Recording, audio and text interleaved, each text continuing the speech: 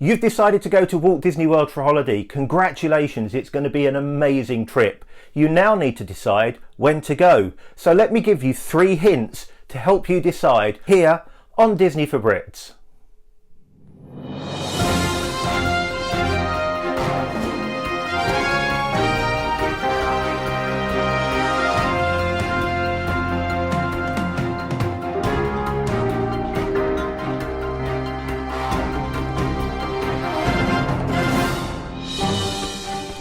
Welcome to Disney for Brits, the channel that helps you get the best from your Walt Disney World holiday. This week we're going to talk about when to book to go to Florida. Before we go any further, it'd be great if you could subscribe to the channel. Please click on the button that's going to be somewhere down there and click on the bell so that when I send the next update, you'll get notified straight away and you'll be one of the first people to see the important things that I'm sharing with you. So this week, let's talk about when to go to Florida. Florida is known as the Sunshine State, but I always think there's 3 things to think about before you book your Florida holiday. Number 1 is the weather. Number 2 is what else is going on while you're there. And number 3, the group that you're with. What do they need from the holiday? So let's start talking about number 1, the weather. Florida is known as the Sunshine State, and it's true because it's sunny nearly every day. But actually, it gets an awful lot more rain than we do in the UK. So let's take you through the kind of weather that you can expect when you go. And as they said on the advert, here comes the science bit. Let's look at the UK first. This graph shows you the temperature in the UK, and this is the average daily temperature. So you'll see cool at the beginning of the year, cool at the end of the year, and quite warm in the summer months. Now, before you write it and say, hang on David, it was really hot, this is an average temperature, so it bears in mind the top to the bottom of the country and the days. So this is the average high. We know that this year we got some really hot temperatures, but that was a bit unusual. We can go up to about 22, 25, which is around 70, 75. So let's put on Florida's low. And the first thing you see, which is happy days, Florida's lowest is generally higher than our high. So at night, it's going to be warmer there than it is during the day here. So that's a great start. Let's put on the Florida high temperature, and now you can see a massive jump. And again, yes, I know this only says mid-30s, which is sort of mid-80s, early 90s. I've been in vehicles there where you get back in the car and it says 104 degrees. Like here, they have ups and downs in temperatures, but this gives you a gauge. So you know you're going to get much warmer weather out there in Florida. Hurrah! Let's have a look at the rain. So UK rainfall, as we expect, a pretty sort of standard chart of rain, bit more in the early months, bit more at the back of the year, and some during the middle. If I overlay Florida now, you're probably going to be really shocked at what you're seeing here. Florida gets way more rain than we do. And again, this is millimeters, and there are times where they need 5 or 6 times as much rain as we do. But there's a difference. In the UK, when we get rain, it can rain for a couple of hours, for half a day, for a week. In Florida, when it rains, it tends to rain for 10 minutes, half an hour, at most a couple of hours. But as soon as it stops, because of the heat, it's pretty much gone. So if you're out in it, you will get very wet. My suggestion, whenever you go, whatever time of the year, you're going to put a few things in your pockets before you go off to the parks. You'll put your phone, you'll put your wallet, you'll put your keys. I always suggest you take a little plastic packer mat. Now you can buy these from Disney, and if you see them putting them out in Disney, you know you're going to get rain. They're about $10 to $15, so £8 to £10. Buy yourself some off eBay or Amazon before you go. Little semi-disposable ones, but you keep it in your pocket. If it rains, pop it on. There's some good size to rain as well. In Florida, when it rains, a lot of people go home. When they decide to go home, the park empties, which is obviously great because there's more room for you.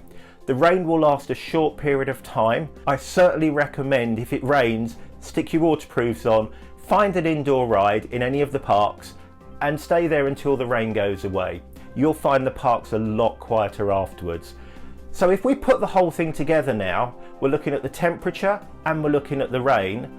There's 3 months that I would suggest you probably avoid. And if you look at this chart, you'll see it's June, July, August. Those are the areas that have a high level of rainfall, really high temperatures, and it gets a bit sticky. So you're going to be hot, you're going to be sticky, and you're going to be wet. That can be really uncomfortable. Now, I know there's school holidays and that may well be the only time you can go. There are ways to manage that, and we'll talk about that in a future episode. But do consider, if you can avoid those 3 months, it's also really, really hot. And for young children, temperatures in the 90s from 7-8 o'clock in the morning till 8 or 9 o'clock in the evening are really uncomfortable, and you may decide you want to work around that. My recommendation for when to go, if you're able to, is generally April, May time or September, October time, the back end of September, early October. Which leads us nicely into the next segment, which is the second thing you need to consider is what's going on in the parks. What's happening in America while you're in Disney, because that's going to make a real difference to how many people are in the park, the crowds, and therefore the queues. Let's look at the months throughout the year. Now, I'm going to start in September and October. September and October are Halloween time in Disney. The Magic Kingdom and a lot of the parks get beautifully decorated. Halloween is massive in the States, and there's an event called Mickey's Not So Scary Halloween Party, which is the only time generally that adults can get dressed up to go into the parks. An amazing night. It's a premium event, so you have to pay a bit more, but it's worth it because there's pretty much as much chocolate as you want to eat going around there in your trick-or-treat bags. So that's September to October, and it finishes with the big party on the 31st of October. Overnight, Tinkerbell and the Disney fairies go in and transform the place from scary Halloween to a Christmas wonderland. It is amazing. It's beautiful. There's trees. It snows in Main Street. It's really something to experience. And that goes all the way through until mid-January. Christmas period, you're really looking around the 20th of December through until 5th, 10th of January. You can go and see Christmas in January. If you want to do that, just check that it's still running. I'd hate for you to go over there and it all have been taken down. The first 3 months of the year are when you have lots and lots of competitions. Disney's got a whole load of conference centres there, and they use for dance competitions, cheerleading competitions, and there are large groups of people that come from all over America to display what they do and to compete. That means that the value resorts tend to be really busy in those 3 months and really busy with large groups of young people. These kids have got energy, they have to practice. It's not uncommon to see them practicing in the open hours 7, 8, 9, 10 o'clock at night. If you've got young children, you might need to think about that, and if you do go to a value resort, ask if you can be somewhere where these groups aren't. The second thing that probably affects everybody's holiday is the impact on queues. So imagine this, you're just walking out of Buzz Lightyear in Tomorrowland, Space Mountain's about 100 metres away from you, and you start to stroll over there. Before you get there, a large group of cheerleaders, 80, 100 of them, join the queue before you. Your wait time's now gone from 25 minutes to 45 minutes. So keep an eye on these groups of people, and if you see them, and if you can, nip round and get in front of them. So let's look at the rest of the year. There are times within the year the parks are going to be really busy, and I've listed a few of the times when you might consider not going. Certainly New Year's Day, New Year's Eve, really busy. The President's Day weekend, which is an American holiday, is going to be very busy, as is Memorial Day. If you can avoid the 4th of July, I would do. Absolutely packed, and that's one of the few days, like Christmas Day, New Year's Eve and New Year's Day, where the parks close because they're at capacity. The third thing to think about is the group that you're going with, your family group. Now, if you're a group of adults, you can pretty much go when you want. We're quite resilient, we can get up early, we can go to bed late, doesn't matter. If you've got young children, you do have to think about their needs. Whilst we can get up at 7 o'clock and go 12 hours in the parks, youngsters from the age of 3, 4, up to 10, 11, 12 can't do that. So you do have to think about their needs as well. My suggestion is, if you are going to get up and go into the parks early morning, about 11:30, 12 o'clock, go back to your hotel. Take the train, the bus, the ferry, whatever you have to do. Go back to your hotel, have a relax around the pool, grab some food on the way through it, somewhere cheaper than Disney because Disney's expensive, and just have a relax. Let the kids have a sleep yourself if you think you need it, and then get yourself recharged, and at 5 o'clock come back into the parks. The peak time in the parks tends to be between 11 and 3 o'clock in the afternoon. People go after the parades and events, so that's a great time for you to go away and then come back in. And another thing you can consider is give the parks a miss in the morning and go back afternoon and evening. With the advent of FastPass Plus and various other things, you don't have to get up at 6 o'clock to be there for rope drop.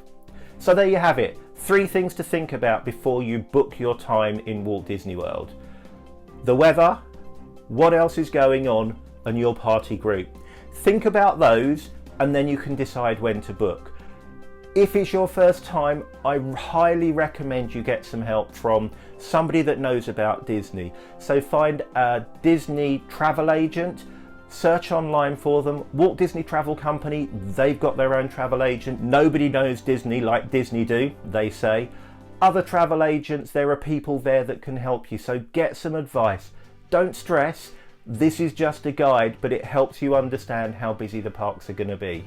There's also some great sites on the internet which will help you, and I've put a few of them on the screen here. Touring plans in particular will actually help you devise a plan of when you should go, and they'll show you the busiest times. If you're at all unsure, drop me a note, I'll see what I can do to help, or speak to a travel agent that knows about Walt Disney World. There are experts out there, their job is to make your holiday better.